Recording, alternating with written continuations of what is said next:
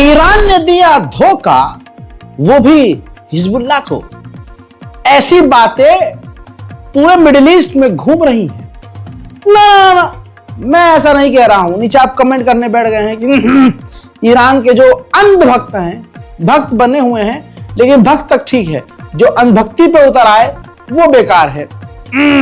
भाई तुम तो ईरान के खिलाफ हो गए, आज तो तुमने अपनी औकात दिखा दी। अरे मुन्ना, जो बात चल, मैं खबरी इंसान हूं, मैं किसी के साथ रिश्तेदारी थोड़ी निभा रहा हूं। जो खबर है खबर देनी पड़ेगी।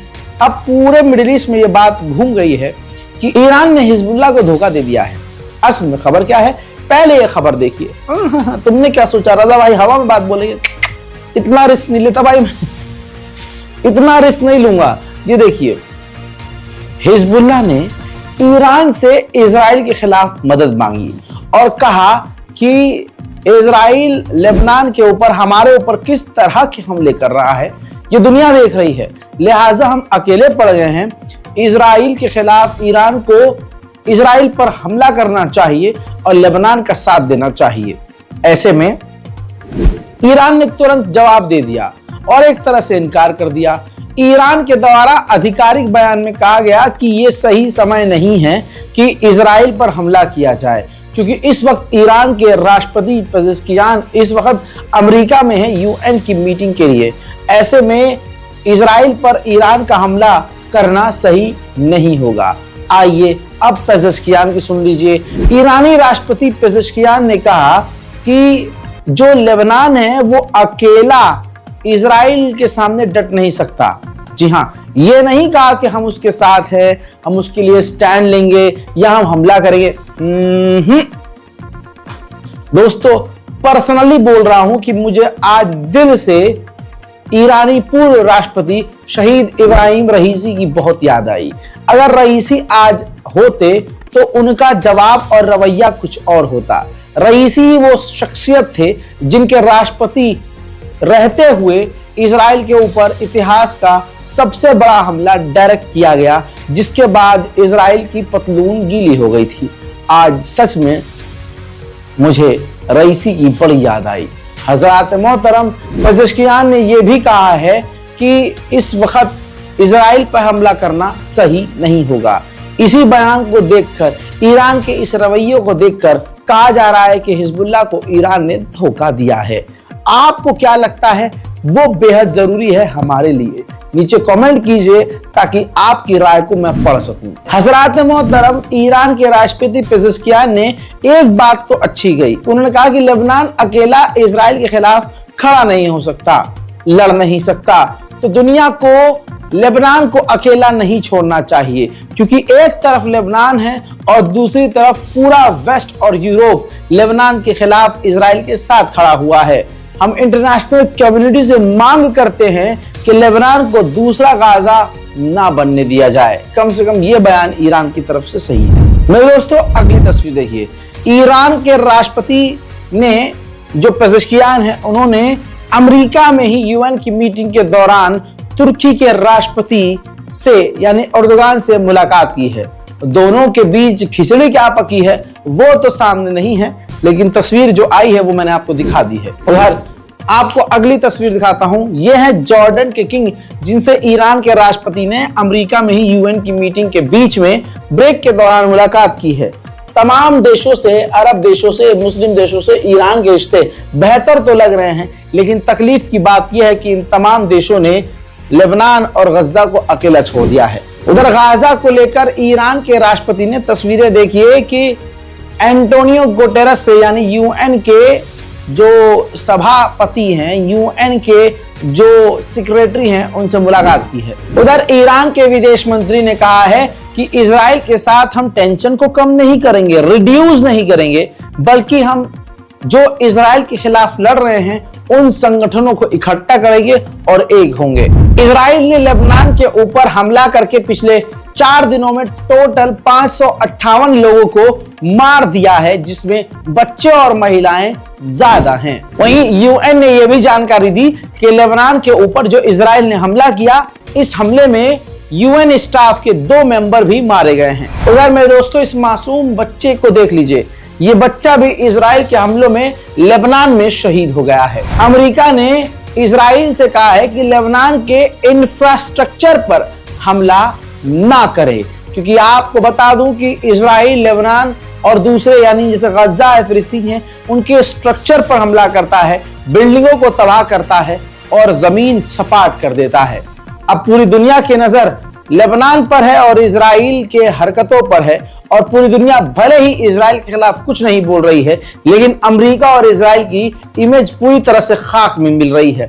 इज्जत बचाने के लिए ही सही, सिर्फ मुंह से ही सही, अमेरिका ने लेबनान के लिए बोला है कि इजराइल इंफ्रास्ट्रक्चर पर हमला ना करे। वहीं मेरे दोस्तों, जिस तरह के हिजबुल्लाह पर हमले, लेबनान पर हमले कर रहा है इजराइल के आर्मी चीफ ने कहा है कि हम सांस भी नहीं लेने देंगे, हम ब्रेक ही नहीं देंगे हिजबुल्लाह को, हम लगातार लेबनान पर हमला करते रहेंगे। इजराइल के यूएन के प्रवक्ता ने साफ ऐलान कर दिया है कि हिजबुल्लाह के आगे हम नहीं रुकेंगे, नहीं झुकेंगे और वो हमसे बच नहीं सकता। हम अपनी पूरी ताकत का इस्तेमाल करेंगे हिजबुल्लाह के खिलाफ। उधर इजरायली प्रधानमंत्री नेतन्याहू ने भी ऐलान कर दिया है कि हम हमले नहीं रोकेंगे और लेबनान पर हमला जारी रखेंगे। आने वाले कुछ ही घंटों में, या यूं कहूं कुछ ही घंटों से लेबनान पर हमले बढ़ने वाले हैं। तस्वीर देखिए, इजराइल के प्रधानमंत्री नेतन्याहू इस वक्त हाई लेवल की मीटिंग कर रहे हैं और खबर यह है कि अब लेबनान पर और हमले बढ़ जाएंगे। इजराइल के हमले के बाद लेबनान की जो तस्वीर है वो गजा की तरह है। इजराइल ने लेबनान के कई इलाकों पर आज भी कुछ घंटे पहले खतरनाक हमले किए हैं, देख लीजिए।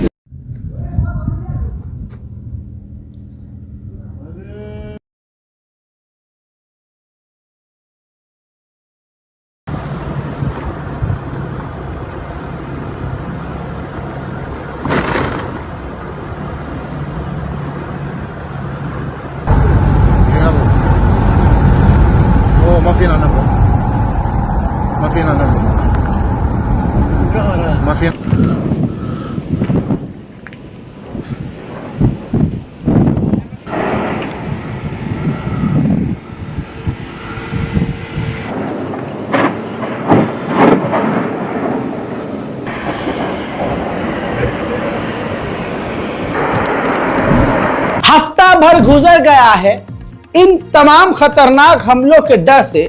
लेबनान के लोगों में अफरा तफरी है, लाखों की तादाद में लोगों ने अपने मकानों को छोड़ दिया है। लेबनान की सड़कों पर ट्रैफिक ही ट्रैफिक है, लोग अपने इलाकों को छोड़कर भाग रहे हैं। मुलाहिजा फरमाइए।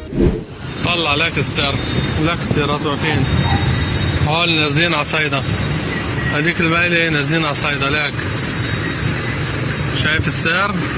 الخطين مسكرين، الخطين تعال ملاني لك هديك الميلة كل النازلين। वहीं यूएन का तो ऑफिशियल बयान भी आ गया।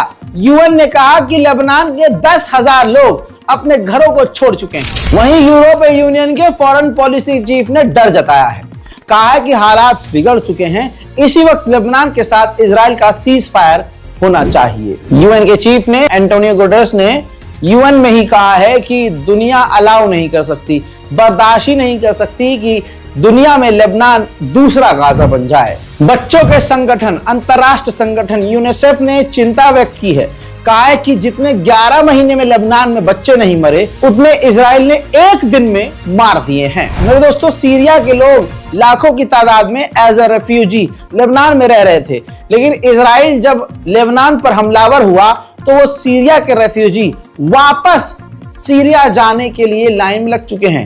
एयरपोर्ट पर खतरनाक भीड़ लेबनान के देखी जा सकती है, देख लीजिए।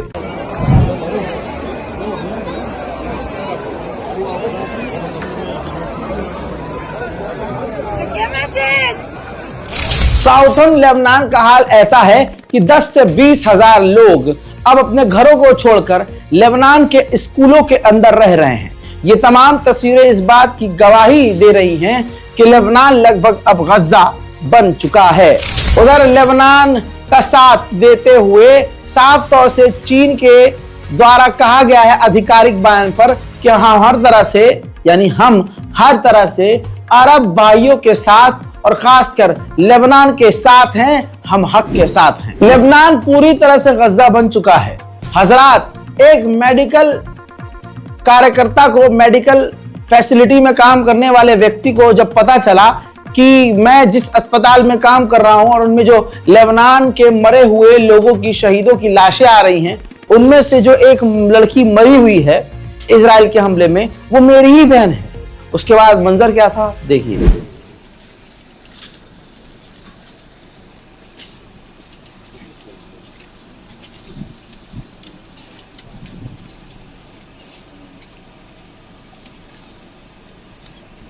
इजराइल ने अपने डर पर भरम मारते हुए कहा है कि लेबनान में हर कोई हमसे डरा हुआ है, हर इंसान हमसे दहशत में है, हम किसी को भी मार सकते हैं, हसन नसरुल्लाह भी हमारे निशाने पर है। उधर लेबनान के अंदर इजराइल के हमले में वही तस्वीर है जो गाजा की। ये एक लेबनीज पत्रकार है, इजराइल के हमलों में शहीद हो गए हैं। हकीकत यह है कि लाखों की तादाद में लेबनान के लोगों ने अपने अपने घरों को छोड़ दिया है। अब जो लोग अपने इलाके से भाग रहे हैं उनको रास्ते में लोग मदद भी दे रहे हैं। अब्दुल्ला सलामत कौन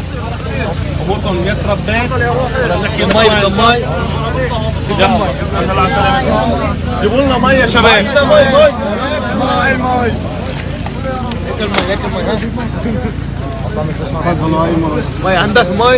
ماي ايه مين بده ماي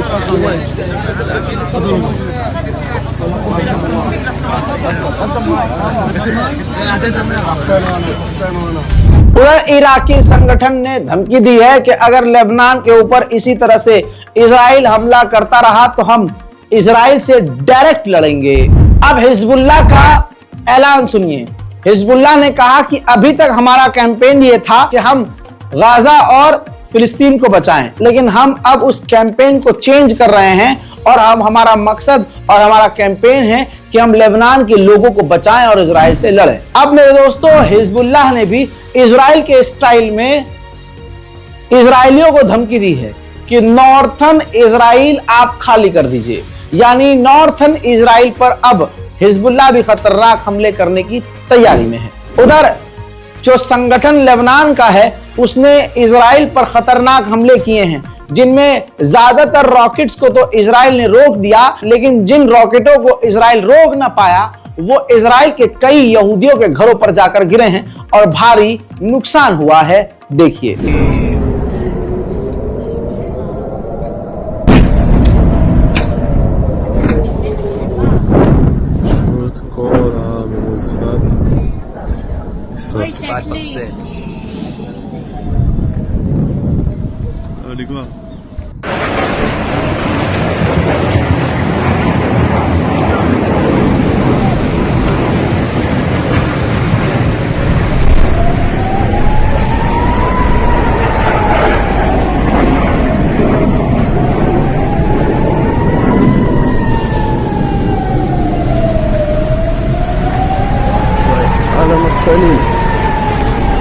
קבלו הכל שריפות ממול הבית שלי.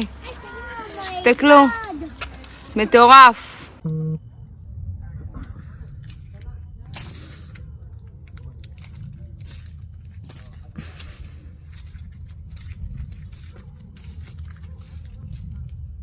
עובדת חצי יום, לפי מה שאני מכיר, יכול להיות שזה השתנה בזמן האחרון.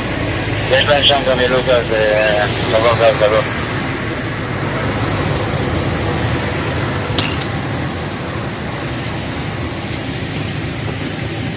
בסדר, תודה. 408 בכלל המאזין.